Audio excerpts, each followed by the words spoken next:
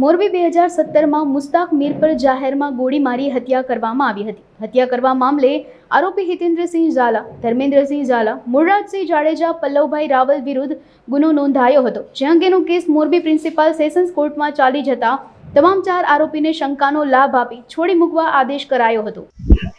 મારી સાથે મારા સિનિયર એડવોકેટ પિયુષભાઈ શાહ અને મોરબીના લોકલ એડવોકેટ છે અમે સાથે હતા હિતેન્દ્રસિંહ જાડેજા છે અને આજે મુસ્તાક 2017માં નવા બસ સ્ટેન્ડ પાસે સુપર માર્કેટ પાસે જાહેરમાં જે ગોળી મારીને હત્યા થઈ હતી એ કેસમાં આરોપી તરીકે હિતેન્દ્રસિંહ કરણસિંહ ઝાલા, પલ્લવ રાવલ અને મુળરાજસિંહ અજીતસિંહ જાડેજા હતા. અને જે આખો કેસ ચાલી જતા આજરોજ નામદાર પ્રિન્સિપલ સેશન જજ શ્રીએ તેને ચારેયને નિર્દોષ શંકાનો લાભ આપી અને છોડી મૂક્યા છે આજે. એટલે આ અમારા કેસનો ઓવરઓલ બચાવ હતો એ નામદાર પીડીઓ સાહેબ એમાંનો.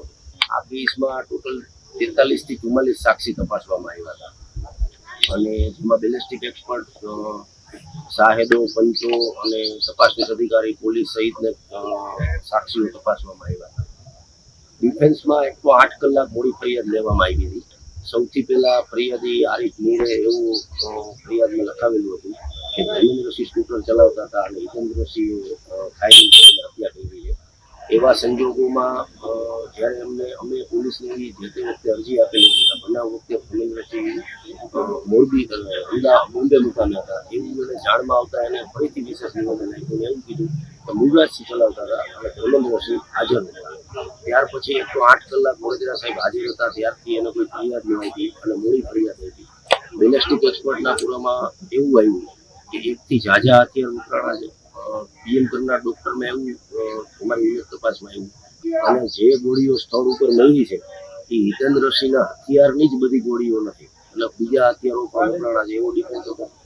અને જે અર્લીએસ્ટ ઓપોર્ચ્યુનિટી એટલે કોઈ પણ માણસ સાથે બનાવ બનવાથી જે તાત્કાલિક જાણ કરવી જોઈએ એની બદલે 8 કલાક ફરિયાદ આ કેસમાં આપવામાં આવી હતી. અને આ બધી તકરારો અમારી પીડીજે સાહેબે અમારી દલીલો અને અમે જે જજમેન્ટો રજૂ રાખ્યા હતા એ બધું ધ્યાને લઈ અને બધા આરોપીને નિર્દોષ ઠરાવીને છોડી દીધા.